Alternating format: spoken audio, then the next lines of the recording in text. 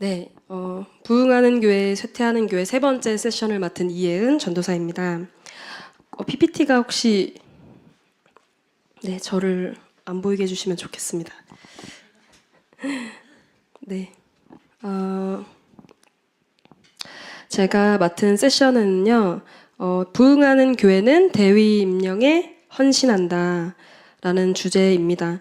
앞서서 이제 배우 목사님과 하영 전도사님께서 부흥하는 교회는 사역 참여 문화가 있고 또 미래지향적이다라는 두 주제를 가지고 말씀을 전해주셨는데 저는 이제 세 번째 챕터로 대위 임령에 대해서 나눠보려고 합니다. 우선 이 주제를 나누기에 앞서서 이렇게 5가지가 있는데요. 제가 세 번째 세션을 맡았고요. 이 부흥에 대한 개념을, 이 컨셉을 같이 잡고 가면 좋겠다라는 마음이 있었습니다. 첫 번째 시간에 고은영 담임 목사님께서 감사하게 부흥의 개념을 말씀해 주셨는데요. 교회의 부흥이란 교회를 향한 하나님의 계획과 목적이 성취되고 열매 맺는 상태가 되는 것이 부흥이라고 말씀해 주셨는데요. 이 책에서는 이 목사님이 말씀해 주신 이 부흥의 개념을 크게 4가지로 담아내고 수치화하려고 했습니다. 첫 번째는 성도들의 삶의 실제적인 변화가 있어야 하며 교회의 사명에 따른 전인적인 성장이 있어야 되고 보여지는 수적 성장이 있어야 하며 사역과 성도의 총체적, 유기적 협력을 통한 그리스도의 몸을 구성하는 것, 이 4가지가 부흥이라는 개념을 가지고 이 책은 설명하고 있습니다. 그래서 이 4가지 부흥의 의미를 우리 교회 안에서는 어떻게 이루어져야 하는가, 이것을 실질적으로 체감하고 분별할 수 있도록 기준을 세워서 조사해보니 14가지의 조건들이 나왔다고 합니다. 그리고 이 그 14가지의 조건들을 이번에 저희 사역자 한 분 한 분께서 맡아주신 총 14가지가 4가지로 함축된 주제로 나타나게 됐습니다. 그래서 지금 이 시간은 부흥하는 교회가 가진 세 번째 특성인 흔히 우리가 지상대명령이라고 하는 대위임령에 헌신하는 특징을 가졌다는 것을 살펴보려고 합니다. 대위임령이란 우리가 잘 알다시피 예수님께서 마지막에 말씀하신 말씀인데요. 마태복음 28장 19절에서 20절 말씀이다. 함께 읽겠습니다. 시작. 그러므로 너희는 가서 모든 민족을 제자로 삼아 아버지와 아들과 성령의 이름으로 세례를 베풀고 내가 너희에게 분부한 모든 것을 가르쳐 지키게 하라. 볼지어다 내가 세상 끝날까지 너희와 항상 함께 있으리라 하시니라. 아멘. 이 말씀이 담고 있는 것이 바로 대위임령입니다. 이 대위임령을 통해서 교회의 본질적인 사명이 나타나 있다고 말하고 있습니다. 그래서 모든 민족을 제자로 삼고 아버지와 아들과 성령의 이름으로 세례를 베풀고 또 말씀하신 것을 지키게 하고 그것이 바로 교회의 사명이라고 말하고 있습니다. 따라서 부흥하는 교회는 이 대위임령에 잘 순종하는 교회라고 말하고 있습니다. 그래서 이 대위임령이라는 이 말씀이, 이 사명이 선택이 아니라 교회의 정체성으로 인식되어질 때 그것이 바로 부흥의 열매의 시작이라고 말하고 있습니다. 대위임령의 명령을 실질적으로 확인할 수 있는 지표를 이 책에서는 살펴봤는데요. 그것이 크게 4가지로 제시됩니다. 첫 번째, 세례자 수의 증가. 두 번째, 전도의 실천과 전도의 문화. 세 번째, 새가족 교육의 체계화. 네 번째, 재정의 외부로의 확장. 이 4가지가 대위 임령이 어떻게 실질적으로 교회 가운데서 열매로 보여지고 있는지를 분석했다고 합니다. 그래서 저희가 이거 4가지를 차근차근 살펴보도록 하겠습니다. 첫 번째, 세례자 수의 증가입니다. 세례자는 단순한 출석인을 말하는 것이 아닙니다. 세례는 예수 그리스도를 믿는다는 것을 공적으로 증거하는 것입니다. 따라서 고린도전서 12장 13절 제가 친절하게 여기 했는데요. 이 말씀처럼 세례는 개인의 신앙의 결단의 차원의 수준에 머무는 것이 아니라 그리스도의 몸을 이루는 공동체 안에서 일어나는 과정을 의미합니다. 따라서 교회 안에서 세례자가 증가한다는 의미는 단순한 성도가 등록한 성도가 시간의 지남에 따라 자연스럽게 세례자로 바뀌는 수평적 이동이 아니라 성도의 참된 회심의 증거로서 유의미한 영적 변화를 말한다고 합니다. 그래서 그냥 형식적인 세례의 의미가 아니라 진정한 의미를 담고 있는 세례자의 증가를 말하고 있습니다. 따라서 조사에 따르면 부흥하는 교회의 목회자 중 46.3%가 세례자가 증가했다고 말합니다. 그런데 반면에 쇠퇴하는 교회의 목회자는 69.4%가 세례자 수가 감소했다고 말합니다. 이 수치는 세례자 수가 단순한 지표가 아니라 교회의 생명의 여부를 판단하는 핵심적 성장 지표라고 해석할 수 있습니다. 이렇게 교회의 생명력과 연결되는 세례자의 증가는 어떻게 하면 이루어질 수 있는지 우리가 좀 살펴봐야 될 것 같습니다. 먼저 세례자의 수가 증가하기 위해서는 세례자가 되기까지의 과정이 조성되는 게 중요하다고 말하고 있습니다. 그래서 단순한 도식을 조금 생각해 보겠습니다. 세례자가 되는 사람들은 새신자였던 사람입니다. 그래서 새신자가 세례자가 되기 위해서는 새신자가 필요하며 이 새신자가 회심자가 되는 것이 필요하고 그리고 이 회심한 자가 세례자가 되는 거라고 말하고 있습니다. 따라서 이 영적 프로세스가 오늘 3챕터에 매우 중요한 건데요. 같이 보시고 외우시길 축복합니다. 왜냐하면 계속 나올 거라서. 네, 그래서 결국 이 세례자 수의 증가는 새신자가 전도되어야 하며 그 전도된 새신자가 회심되고 그 회심된 자가 세례를 받는 세례자가 된다라고 말하고 있습니다. 그런데 이 영적 프로세스가 가장 상관성을 띠는 항목이 바로 앞선 이제 두 세션에서도 나왔듯이 3040 세대, 이 허리 세대의 증가와 또 다음 세대 수의 증가와 매우 밀접하게 연결되어 있다고 합니다. 특히 이 항목 중에서 3040 세대의 증가가 가장 큰 영향을 미치고 있다고 합니다. 왜일까요? 왜 이 프로세스와 3040 세대가 연결되어 있는지 조금 봐야 될 것 같습니다. 그것은 바로 이것이 3040 세대의 특성 때문입니다. 우리가 30대, 40대 세대라고 말하지만 아까도 앞선 우리 두 세션을 통해서 알다시피 단순히 30대, 40대이기 때문에 그래요가 아니라 30대, 40대가 가지고 있는 특성 때문에 그렇습니다. 첫 번째는 일반적으로 이 허리 세대는 다음 세대의 부모 연령이기 때문에 그렇습니다. 그리고 두 번째는 이 세대가 결혼하는 세대이기 때문에 결혼할 때 신앙인과 비신앙인이 결혼할 경우에 비신앙인이 결혼을 함으로써 세례자가 되는 경우가 있기 때문에 그렇습니다. 그래서 첫 번째 이유로는 이들이 교회로 유입되면 이들의 자녀까지도 교회로 유입되기 때문에 이 3040 세대의 유입이 바로 세례자 수 증가와 연결된 이 두 가지 이유 때문입니다. 그리고 또 이러한 변화는 이렇게 3040 세대가 증가하는 이러한 교회 안의 변화는 활발한 양육과 또 돌봄 사역 프로그램이 다양하게 제공돼야 하는 수요를 증가시킵니다. 이들이 증가되기 때문에 활발한 양육과 돌봄 프로그램을 요구하게 되는 것이지요. 그래서 궁극적으로 세례자의 증가와 교회 부흥의 증가에 선순환을 미치게 되는 것입니다. 네. 앞선 1, 2장 이제 배우 목사님과 하영 전도사님께서 말씀해 주신 그 내용들을 그냥 단순 도식화했을 때 이러한 영향력이 어떻게 미쳐지는지 볼 수 있는데요. 첫 번째 챕터에서 사역 참여 문화에 대한 거에서는 이제 교회의 변화 수용에 대한 태도가 증가할 때, 변화하고자 할 때 사역의 프로그램 수가 증가하고 또 사역의 프로그램 수가 증가할 때 교회 내 신도의 이제 의사결정, 이 거버넌스 체계가 활발하게 활성화됩니다. 그를 통해서 평신도 사역이 활성화되고 또 이로 인해서 평신도 사역이 활성화되기 때문에 봉사하는 자들이 늘어나고 그래서 교인이 늘어나게 된다고 합니다. 두 번째, 이제 아까 하영 전도사님께서 말씀해 주신 그 챕터에서는 목회자의 그 인식은 어떤 거냐면 교회가 발전되고 싶어하고 교회가 부흥하고 싶어하는 이 말씀에 합한 인식이 세워질 때 그때 교회의 지원과 관심이 증가하게 되고 그때 프로그램과 소그룹 활동이 증가하고 이로 인해서 3040 세대가 증가하고 다음 세대 사역이 증가하게 된다. 이것이 이 앞선 챕터에 나온 이제 프로세스를 제가 정리해 본 건데요. 책을 읽어보면서. 그래서 이 두 챕터 사이에 나온 이 상관관계에서 동시에 나오는 것이 바로 사역 프로그램 수의 증가입니다. 이것을 제가 왜 말을 했냐면 이 구조를 통해서도 알 수 있듯이 양육 프로그램과 이런 참여할 수 있는 프로그램의 향상은 세례자 증가에 유의미한 영향을 미치기 때문입니다. 그리고 이것이 바로 다음 세대와 이 허리 세대, 3040 세대를 향한 장기적인 전략을 수립할 수 있는 것이기 때문입니다. 이 두 가지는 연결되기 때문이죠.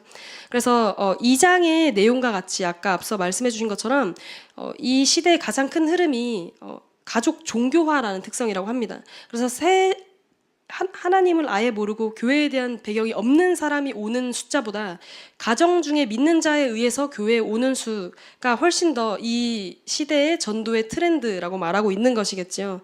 그래서 이 특성 때문에 허리 세대의 정착이 그들의 부모 세대와 그들의 다음 세대의 유입으로 이어지기 때문에 가족 단위의 회심이 가능해지게 됩니다.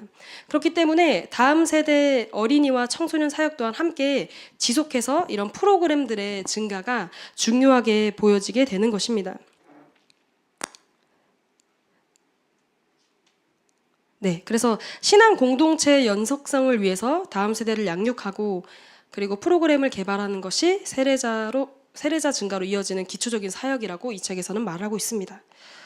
세례는 교회의 본질적인 사명인 제자 삼기의 공적 표적이라고 합니다.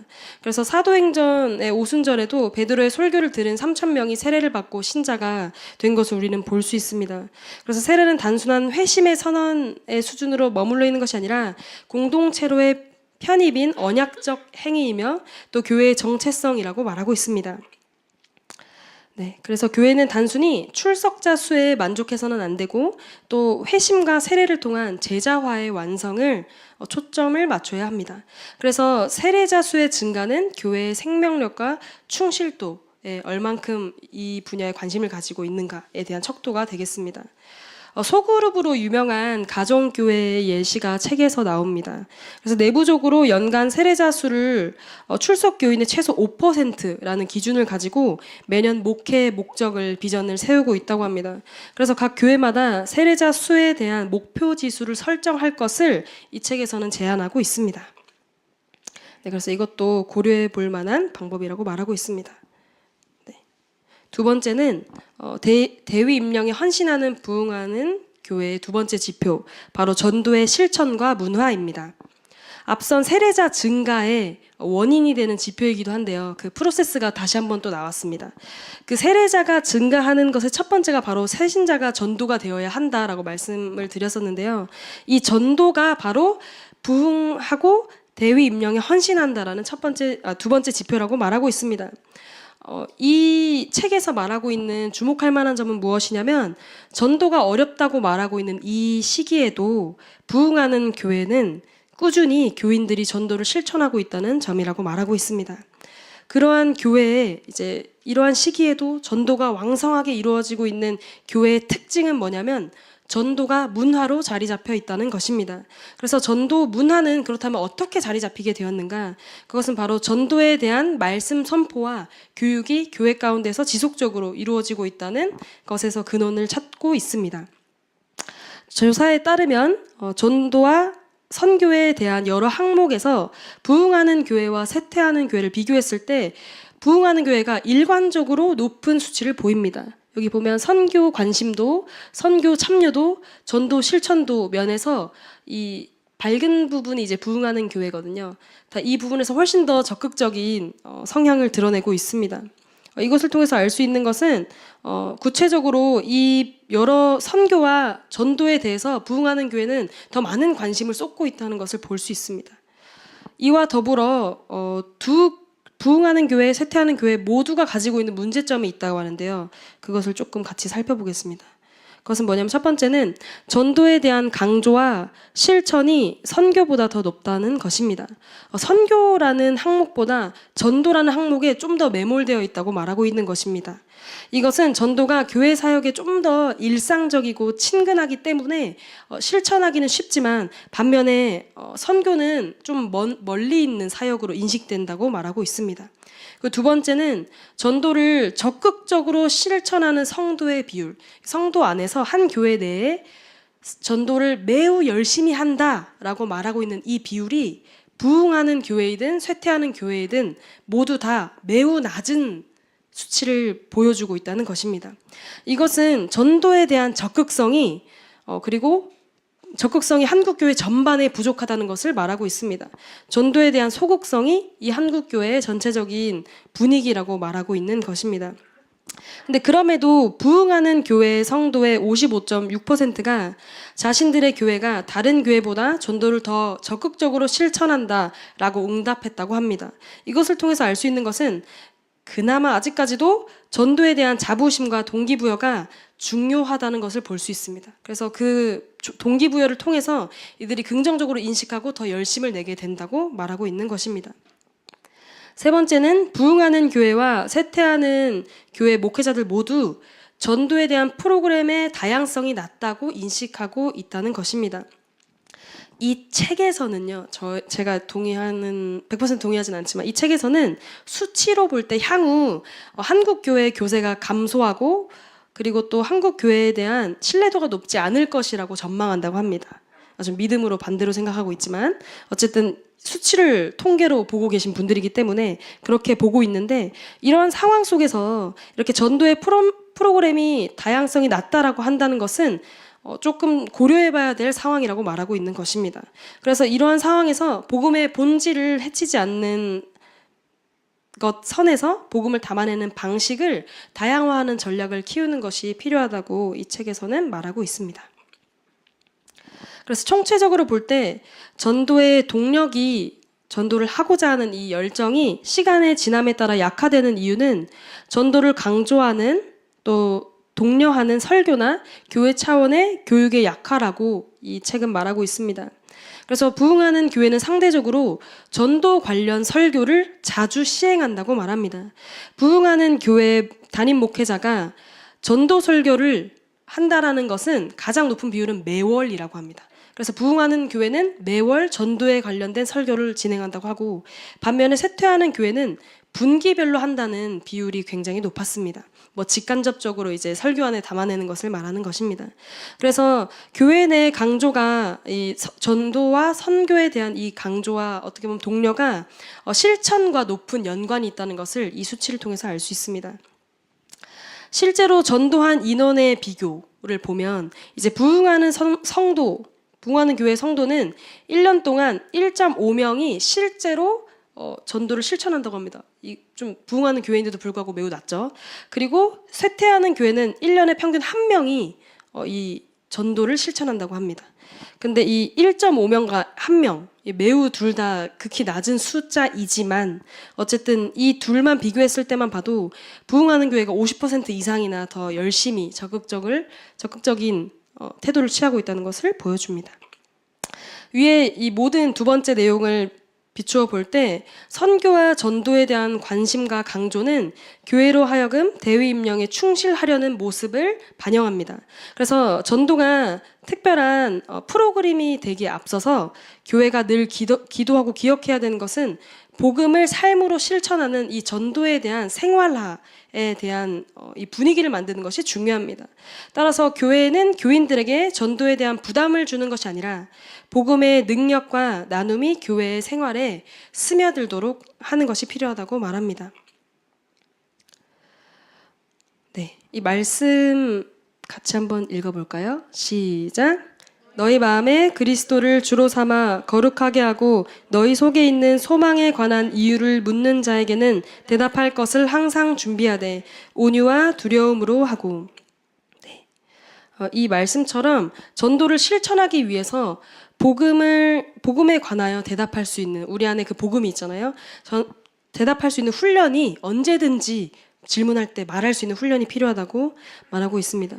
결론적으로 전도와 선교를 교회의 핵심 사명으로 인식하고 실제 사역 구조로 통합하여 일상적으로 실천하는 것, 이것이 바로 교회의 건강성과 연결된다고 말하고 있습니다. 그래서 전도에 있어서는 관심과 실행력 둘 다 모두 필요하다고 말하고 있습니다.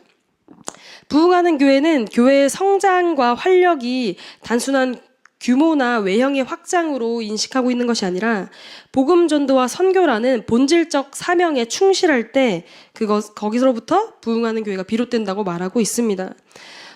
네, 그래서 따라서 전도와 선교는 일부 사역자의 일이 아니라 교회 전체의 존재 이유로 인식해야 하고 또 성도들 모두가 자신의 본질적 사명이라고 인식하는 것이 필요하다고 말하고 있습니다. 네, 세 번째는 바로 새가족 교육의 체계화입니다. 새가족 교육이 체계화될 때 대위 임명에 헌신하는 부응하는 교회가 될 수 있다라고 이 지표상으로 말하고 있습니다. 다시 한번 나온 영적 프로세스인데요. 여기서 보면 아까 전도에 대해서 말했습니다. 첫 번째 이 전체를 말하기 위해서 세례자에 대해서 얘기를 했고, 두 번째 전도가 그래서 필요하다고 했고, 그 다음은 이 회심의 차원에 이 부분이 참 필요하다고 말하고 있습니다. 준비되는 것이. 왜냐하면 전도돼서 온 자들이 결국 회심의 과정을 거쳐야 세례자가 증가함으로 실질적인 영적인 준비된 자들의 증가가 일어나기 때문입니다. 그래서 이 두 번째 회심의 단계를 잘 보여주고 있는 것이 바로 새가족 교육입니다. 이 시기를 놓치면 정착하지 못하고 떠나는 경우가 매우 많다고 하고, 실제로 많은 교회에서 새신자 이탈률이 높은 이유가 바로 이 새가족 교육 때문이라고 말하고 있습니다. 교회 안에서 조사를 했을 때 성도들이 영적으로 저는 이것이 필요해요 라고 말하는 사역, 이 세 가지가 있다고 합니다. 첫 번째 새가족 교육, 두 번째 세대별 교육, 세 번째 소그룹 활동이라고 합니다. 다른 어떤 목적에 의해서가 아니라 성도가 필요하다고 느끼는 사역이 바로 이 세 가지라고 하는데, 첫 번째 새가족 교육은 교회의 소속감과 또 신앙의 입문을 위해서 필요하다고 합니다. 그리고 두 번째 세대별로 교육하는 것은 생애 주기와 삶의 과제에 부응하기 위함이고, 세 번째 소그룹 활동은 성도의 교제를 위해서 필요하다고 말하고 있습니다. 이 세 가지 프로그램은 부흥하는 교회와 쇠퇴하는 교회 간의 뚜렷한 격차를 보여준다고 합니다. 특별히 이 세 가지 중에 이 새가족 교육이 새신자를 환영하고 또 그를 교회에 정착시키는데 가장 효과적인 역할을 한다고 합니다.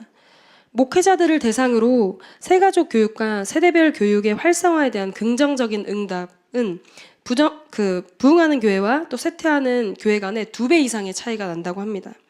또 새가족 교육 활성화에 대한 긍정적인 평가가 어떻게 나타나 있냐면, 여기 밑에 박스에 나와 있는 것처럼 부흥하는 교회 목사 중에 48.8%가 새가족 교육의 활성화에 대해서 굉장히 긍정적으로 평가한다고 합니다.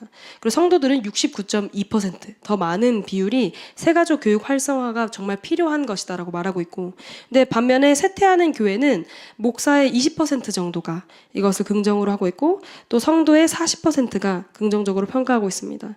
여기서 주목해야 될 점은 성도들의 높은 수요가 있다는 것을 볼 수 있습니다. 네, 그래서 이어서 쇠퇴하는 교회 목회자들에게 물어봤을 때 영적인 필요에 의해서 제공되는 이 세 가지 사역 중에 가장 부진한 항목이 무엇인 것 같습니까? 라고 쇠퇴하는 교회 목회자들에게 물었을 때 그들이 말한 것은 새가족 교육의 활성화가 가장 부진하다라고 말하고 있다고 합니다. 따라서 이 점이 교회의 부흥을 위해서 가장 개선되어야 할 점이라고 말하고 있는 것입니다. 새가족 교육은 단순히 교리 안내를 넘어서 교회의 가치와 문화, 신앙의 기초를 나누면서 공동체 일원으로 연결되는 역할을 합니다. 그래서 새가족이 교회의 뿌리를 내리며 세례자로 또 헌신자로 성장하기 위해서는 반드시 새가족 교육이 필요하다고 말하고 있습니다. 새가족 교육이 체계적으로 이루어지는 교회일수록 꾸준히 교인이 늘어나는 경향이 있으며, 아까 말했던 전도, 회심, 세례, 이 영적 프로세스로 이어질 확률이 높아진다고 말하고 있습니다. 또 다시 한번 또 우리가 봐야 될 부분이 있는데요. 새가족 교육 또한 다음 세대와 3040 이 허리 세대의 유입과도 중요한 관련성을 가진다고 말합니다. 다음 세대가 증가한 교회의 경우에 52.9%가 새가족 교육의 운영이 잘 된다고 응답하고 있습니다. 또 3040 세대 교인 수가 증가한 교회는, 이 허리 세대가 증가한 교회 중에 57.3%가 새가족 교육이 잘 운영된다라고 긍정적인 평가를 했습니다. 그래서 새가족 교육은 신앙의 지식 전달을 넘어서 자녀를 둔 부모 세대인 이 허리 세대의 정착을 돕고, 또 그들의 정착으로 인해서 자녀 세대까지 함께 뿌리 내리게 하는 핵심 통로의 역할이라고 볼 수 있습니다. 그렇기 때문에 새가족 교육이 소그룹 활동과 교육부서와 맞물릴 때 훨씬 더 강력한 효과를 발휘한다고 합니다. 소그룹 활동이 활발한 교회 중에 이제 57.4%가, 또 교육부서가 존재하는 교회는 52.4%가 새가족 교육이 활성화되어 있다고 말하고 있습니다. 그래서 부흥하는 교회는 소그룹과 교육부서, 새가족 교육이 유기적으로 잘 연결되고 있는 모습을 우리가 볼 수 있습니다. 네, 다시 한번 나왔는데요. 1장에 나왔던 프로세스를 다시 한번 보겠습니다. 새가족 교육이 잘 운영되는 교회는 그 과정에서 수료한 교인들, 새가족 교육을 수료한 교인들이 일부가 소그룹 리더가 되거나 봉사자로 성장하는 비율이 매우 높았다고 합니다. 그래서 이를 통해서 새가족 교육이 단순한 교인 정착, 그러니까 낮은 수준의 신앙인으로라도 머물게 하는 것에 있는 것이 아니라 성장하는 그리스도인으로 이끌 수 있는 중요한 지표라고 말하고 있는 것입니다. 무엇보다 이제 새가족 교육의 가장 큰 의미는 교회에 대한 정체성과 소속감을 형성하는 데 있다고 말합니다. 그래서 교회를 처음 찾는 이들은 설교나 예배만으로는 공동체의 일원이라는 그 깊은 느낌을 갖기는 어렵다고 말합니다. 하지만 새가족 교육을 통해서 교회의 역사, 비전, 리더십, 그리고 신앙의 기본을 배우면서 자연스럽게 공동체에 대한 이해와 또 애정이 생긴다고 합니다. 그래서 이 새신자들에게 이 체계적인 교육을 통해서 회심을 경험하게 하고 복음을 받아들이게 하는 여정을 도울 수 있다고 합니다. 사도 바울은 신앙인이 되는 것을 예수님 안에 뿌리 내리는 과정으로 설명합니다. 이 골로새서 2장 6, 7절 말씀처럼 예수님을 믿고 등록했다고 해서 바로 신앙에 굳게 세워지는 것이 아니라 믿음의 뿌리를 내리고 예수님의 몸된 공동체 안에서 성장하고 또 체계적인 교육을 받는 양육이 필요하다고 말하고 있는 것입니다. 네, 마지막으로 재정의 외부로의 확장입니다. 말씀 한번 같이 읽겠습니다. 시작. 너희 보물이 있는 곳에는 너희 마음도 있으리라. 네, 교회의 예산을 이 책에서는 이렇게 말합니다. 교회의 예산은 그 교회의 신앙 고백이다. 그만큼 교회의 예산과 지출은 교회의 진정한 관심과 가치를 어디에 두고 있느냐를 보여주는 지표입니다. 이 말씀처럼 교회 안에 예산의 가치가 반영되어 있는 만큼이 거기에 마음에 있다라는 진리를 보여줍니다. 교회가 내부 시설과 구성원들을 위해서만 예산을 사용한다면 그 교회는 자기중심적인 가치관을 가진 것을 반영한다고 합니다. 하지만 대위 임령에 헌신된 교회는 예산 편성과 지출의 방향성이 외부를 향하지 않을 수 없다고 말하고 있습니다. 네, 조사에 따르면 이제 부흥하는 교회와 쇠퇴하는 교회 모두 심의교회, 섬기는 교회 안에 내부적인 지출이 약 70%입니다. 비슷하죠. 그리고 반면에 외부 지출은 29% 정도로 비슷합니다. 한마디로 이 절대적인 외부 지출의 양이 이 부흥과 쇠퇴를 결정하는 항목이 아니라고 말하고 있는 것입니다. 그렇다면 무엇이 외부 지출과 대위 임령과 부흥을 연결시켜주는 것인지 우리는 확인해야 합니다. 그것은 바로 이전 대비 외부 지출 비율의 증가율입니다.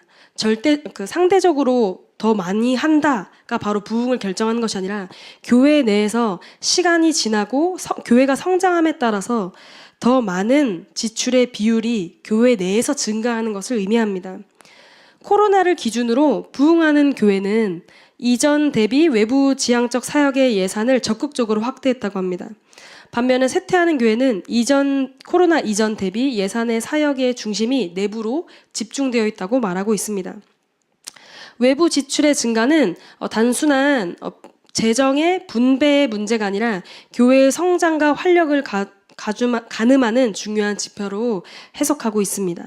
이는 교회가 세상과 연결되고 또 지역사회에 필요한 응답에 복음을 전하는 사명으로서 실천하고 있다는 증거라고 말하고 있습니다.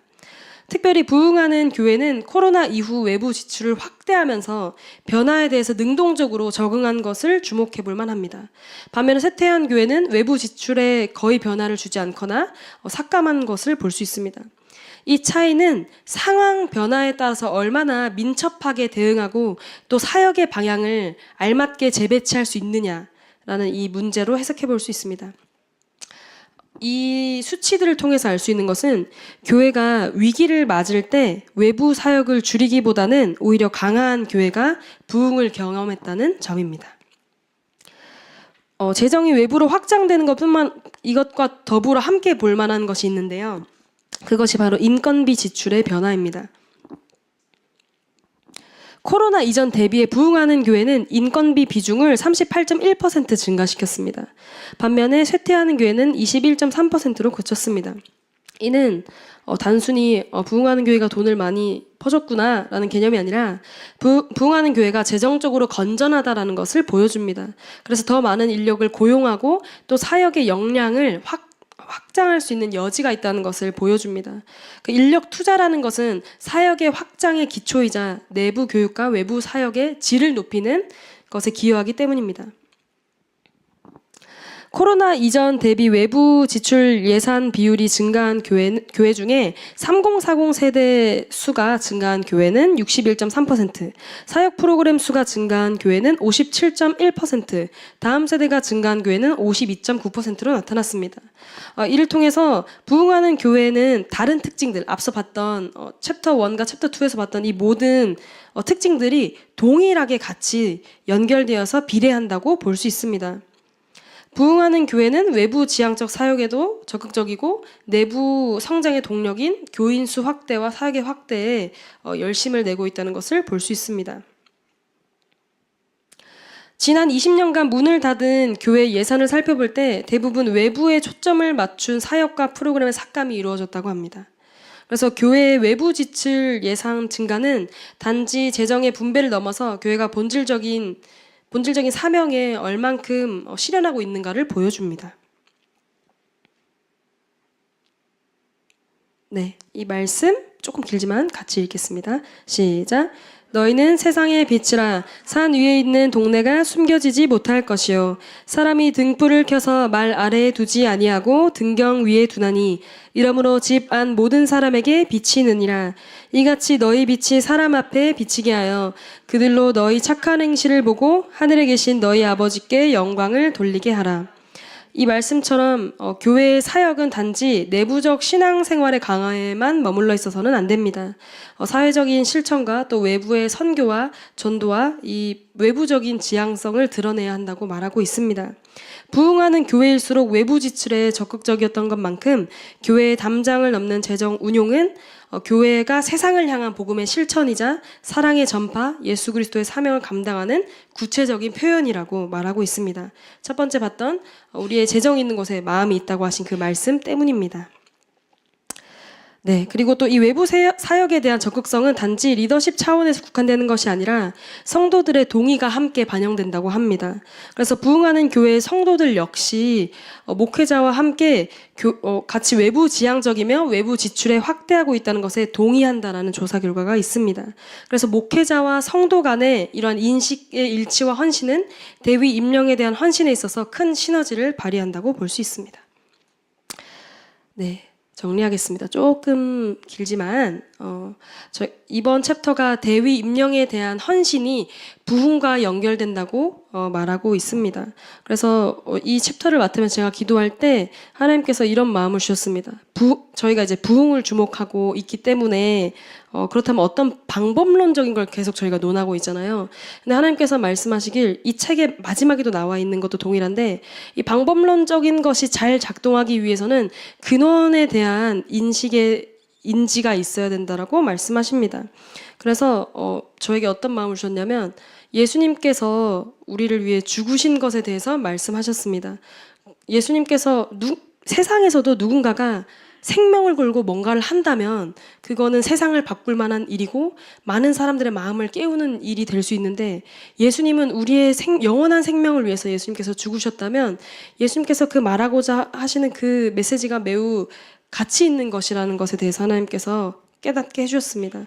그래서 이 대위 임령에 대한 헌신이라는 것은 그 예수님의 사랑의 마음에 초점을 맞춘 우리 교회의 응답인 것으로 볼 수 있습니다.